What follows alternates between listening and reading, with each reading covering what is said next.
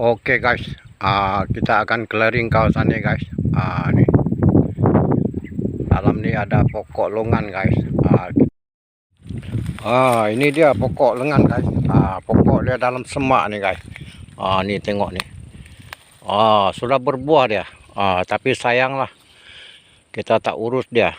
Dia kena tutup dengan pokok timpa dia guys. Sekarang Angka baru nak bersihkan dia.